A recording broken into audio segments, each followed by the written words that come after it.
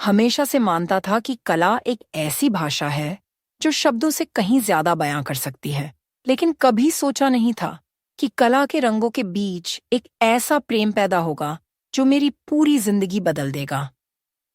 मुझे हमेशा से पेंटिंग का शौक था। रंगों को अपनी तूलिका से कैनवस पर उतारना मेरे लिए वो एक ध्यान की तरह था। कॉलेज में मेरे साथी भी मुझे एक अच्छा पेंटर मानते थे, लेकिन मुझे कभी अपने काम को किसी के सामने नहीं दिखाना था। मैं खुद को सबसे अच्छा मानता था, लेकिन दूसरों से तारीफ पाने का ख्वाब भी नहीं देखता था। एक दिन कॉलेज में एक नई छात्रा आई। वह एक स्केच आर्टिस्ट थी।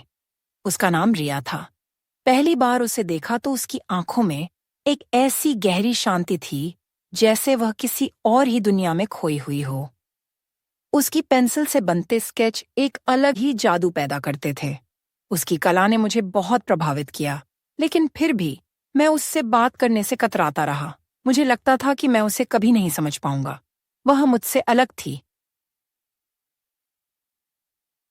मेरी दुनिया से परे थी। एक दिन कॉलेज के आर्ट गैलरी में एक प्रदर्शनी थी जहां सभी छात्र अपने अपने कला के कामों को प्रदर्शित कर रहे थे। रिया ने अपनी एक अद्भुत पेंसिल स्केच रखी थी। वही स्केच मुझे पहली बार उसका ध्यान खींचने का मौका दे गया। मैंने देखा कि उसका स्केच बेहद सरल था, लेकिन उसमें एक गहरी कहानी छिपी हुई थी। मैं उसकी कला के बारे में ज्यादा जानने के लिए उसके पास गया। तुम्हारी स्केच बहुत सुंदर है, मैंने संकोच करते हुए कहा। वह मुस्कुराई और धीरे से बोली, तुम्हारा काम भी बहुत अच्छा है। तुम पेंटिंग करते हो ना? मैं हैरान था। वह मेरी पेंटिंग को कैसे जानती थी? मैंने कभी उसे दिखाया नहीं था। फिर उसने समझाया, तुम्हारे कैनवस पर जो रंग होते हैं उनके पीछे की कहानी मुझे बहुत दिलचस्प लगती है। यह बात सुनकर मैं थोड़ा और सहज हुआ।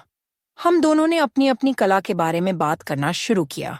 धीरे धीरे हमारी बातचीत गहरी होती गई। हमारी कला एक दूसरे से बिल्कुल अलग थी, लेकिन फिर भी एक अजीब सा संबंध बन गया था। मैं उसकी स्केच पेंसिल के अद्भुत प्रयोग को देखता था और वह मेरी पेंटिंग के रंगों और उसकी गहराई को महसूस करती थी। एक दिन रिया ने मुझसे कहा, तुमसे एक आइडिया मिला है। क्या तुम मेरे साथ एक कला परियोजना पर काम करना चाहोगे? मैं थोड़ी देर के लिए चुप रहा। मैंने कभी भी किसी के साथ साझेदारी में काम नहीं किया था, लेकिन रिया का प्रस्ताव मुझे आकर्षित कर रहा था। मैंने बिना सोचे समझे हाँ कह दिया। हमने एक संयुक्त कला प्रदर्शनी के लिए काम करना शुरू किया। मैं पेंटिंग कर रहा था और वह स्केचिंग। हमारा काम एक दूसरे से मिलता जुलता था, लेकिन उसमें एक नयापन था, एक अनदेखा रिश्ता था। हमने मिलकर जो भी बनाया वह एक नई दिशा को दिखाता था। यह कला हमारे दिलों का अक्स बन गई थी, हमारे काम की तरह ही। हमारी दोस्ती भी गहरी होती चली गई। धीरे धीरे वह एक दूसरे के बिना अधूरे लगने लगे थे। हमारी मुलाकातें अब केवल कला तक सीमित नहीं रहीं, बल्कि हमारी जिंदगी के हिस्से बन गई थीं। एक दिन जब हम दोनों एक पार्क में बैठे थे, रिया ने कहा, तुमसे बात करके, काम करके मुझे एहसास हुआ कि कला सिर्फ हमारे काम तक सीमित नहीं है, यह हमारे जीवन का हिस्सा बन जाती है। जैसे हम दोनों मिलकर कुछ नया बना रहे हैं, वैसे ही हम एक दूसरे के साथ मिलकर अपनी जिंदगी भी बना सकते हैं। उसकी बातें सुनकर मुझे एहसास हुआ कि वह सही कह रही थी। कला जैसे हमारे बीच एक पुल बनी, उसी तरह हमारा प्यार भी एक खूबसूरत रचना था जिसे हम दोनों ने अपनी अपनी पेंटिंग और स्केच से बनाया था।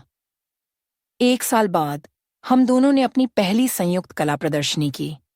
वह दिन हमारे लिए सिर्फ कला का नहीं, बल्कि हमारे रिश्ते का भी एक अहम दिन था।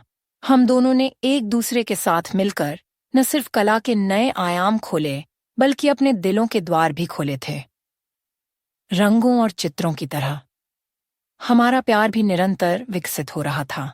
वह प्यार जो 2 कलाकारों की सृजनात्मकता और समझ से जन्मा था, आज हमारे जीवन का सबसे सुंदर हिस्सा बन चुका था।